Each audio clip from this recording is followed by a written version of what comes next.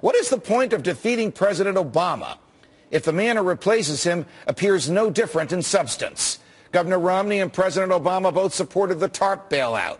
They have both argued for major tax increases in the past. They have both produced remarkably similar big government health care legislation. They both support the extrajudicial killing of American citizens and the continued assaults on our civil liberties as authorized by the Patriot Act.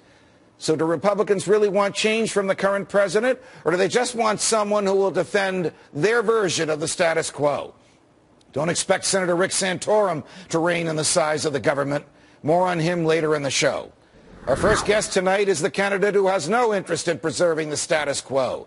He's the candidate whose supporters last night rewarded his perseverance by staying around after the ultimately beauty show straw poll to run as delegates to the Republican National Convention. This iconic Texan has built a caucus strategy aimed at capturing delegates in states like Nevada, Missouri, Louisiana, Idaho, Alaska, and Washington. And remember, it's the delegates who really choose the party's nominee. And for that battle, the three frontrunners are dead even. Joining me now is the man whose ideas and message and now his delegates are on equal footing to combat the establishment of the Republican Party. Here now, Texas Republican Congressman Ron Paul. Congressman Paul, it's a pleasure. Congratulations on the numbers you achieved last night in Iowa. Thank you, Judge. Good to be with you. What is your road to the Republican nomination as you see it? I think you've hinted as to what it is. I mean, it's getting the delegates, and you have to, win the primaries or win these caucuses.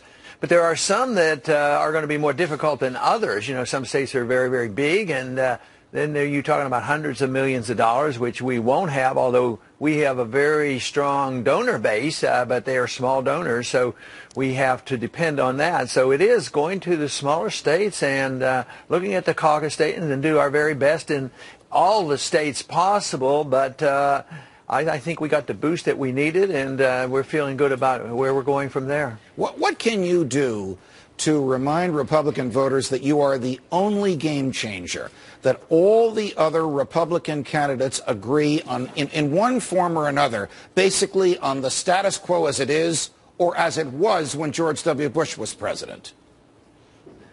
Well, what would be encouraging if, our large rallies, we had large rallies out in Iowa, sometimes over 1,000, sometimes 1,400 people. And a lot of responses came on the foreign policy, bringing our troops home, the civil liberties, the Patriot Act. They inevitably, whether I was in a Republican group or independents or what, they know about the Patriot Act, and they also know about this National Defense Authorization Act, which really impressed me because so many would even bring it up and ask questions about it. And the responses there are fantastic, but you don't hear that on the news. They don't report that.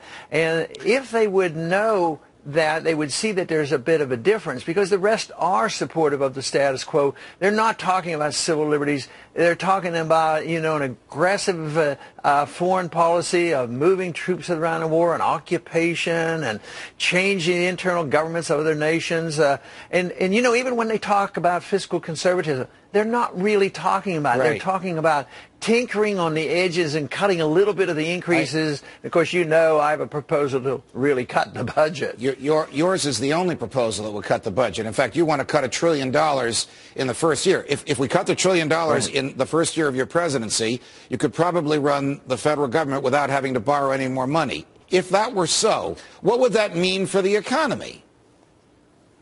Well, I think, there's a lot of psychology in economics, and, you need to restore confidence. You have to get better policy. You restore, the psychology and the confidence. That would help. I think just changing foreign policy, it would change the psychology. If all of a sudden they started seeing our troops here at home rather than going into Australia and these different places. Now they're adding countries into all over Africa and looking at Syria and Iran. If that psychology would be changed and that we'd be spending either that money at home or letting the people spend that money, I think that would give a real boost. But we need to get the people to spend the money. We need to quit monetizing debt. We need the market to operate. We need contracts back again. Right. We need, market interest rates, all the things that we used to have, but we gave up on about 100 years ago. Last week, I was off, and almost every place I went out in northwest New Jersey, a very conservative Republican area where I live, people came up to me and said, I like Ron Paul, but I'm worried about his foreign policy. If you had been standing next to me when those folks said that to me, what would you have said back to them? Well, I might have started with a question and asking, what are you worried about? And what they usually talk about is they're afraid I'm not strong on national defense. And I tell them that just spending money overseas as military spending, it may well distract from national defense. And I would use Republicans like Eisenhower warning about the military-industrial complex, and Robert Taft, how he warned about getting into NATO, and that we should be spending this money at home. But the one thing that they pay more attention to is they think that if you don't vote for the money and for the wars and everything, you're against the troops. But when you give them the statistic that I get twice as much money as the other candidates from active military duties, I said, why doesn't that count for something? And they pay a lot of attention to that. Congressman Paul, congratulations on the victory last night. We'll see you in New Hampshire. Thanks for joining us. Thank you.